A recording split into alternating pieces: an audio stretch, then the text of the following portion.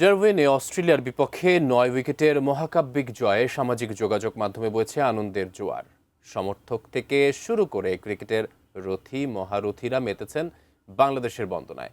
তবে এত প্রশংসার ভিড়ে আলাদা করে নজর কেড়েছে ক্যারিবিয়ান কিংবদন্তি এবং জনপ্রিয় ধারাভাষ্যকার ইয়ান বিশপের একটি বার্তা।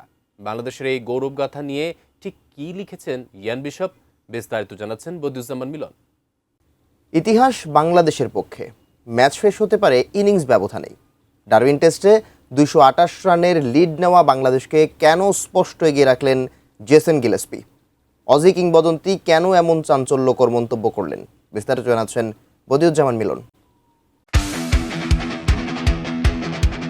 অস্ট্রেলিয়ার বিপক্ষে ঐতিহাসিক টেস্ট জয়ে সামাজিক মাধ্যমে প্রশংসার জোয়ারে ভেসে যাচ্ছে বাংলাদেশ।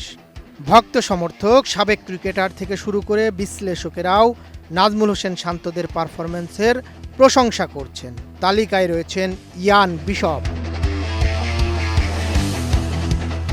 লম্বা একটা সময় ক্রিকেট পরাশক্তিদের কাছ থেকে প্রাপ্য সম্মান পায়নি বাংলাদেশ। তবে বিশপের বিশ্বাস, অস্ট্রেলিয়ার মাটিতে এই জয়ের পর থেকে যথাযথ সম্মান এবং স্বীকৃতি পাবে তারা। ডারউইনে অস্ট্রেলিয়ার বিপক্ষে বাংলাদেশের ৯ উইকেটের জয়ের পর এক্সে বিশপ এমনটাই লিখেছেন। তিনি লিখেছেন, বাংলাদেশ ক্রিকেট এবং বাংলাদেশের জনগণের জন্য এটি অত্যন্ত তাৎপর্যপূর্ণ অর্জন।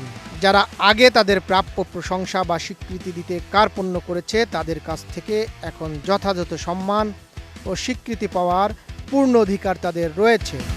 কোয়ালিটি সম্পন্ন আন্তর্জাতিক মানের still bar CSRM, committed for better still.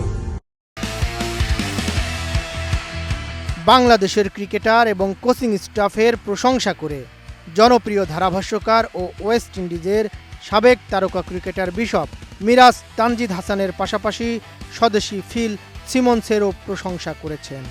মেহেদী ও তানজিদ সহ অনেকেই এই সাফল্যে অবদান রেখেছেন। তবে বিশেষ করে হাসান মাহমুদের কথা বলতেই হয়। পুরোপুরি সুস্থ থাকা সাপেক্ষে তিনি দীর্ঘদিন ধরেই নিখুঁত লাইন ও লেংথে বল করে আসছেন এবং তার বোলিং অ্যাকশনটিও চমৎকার, পরিপাটি ও সোজা। কোচ ফিল সিমন্স এবং তার দলের জন্য আমি অত্যন্ত আনন্দিত। চমৎকার বাংলাদেশ। প্রথম ইনিংসে অস্ট্রেলিয়াকে ১৯৮ রানে অল আউট করে ৪২৬ রানে থামে বাংলাদেশ। ২২৮ রানে পিছিয়ে থাকা স্বাগতিকেরা দ্বিতীয় ইনিংসে ২৮৪ রান তোলে।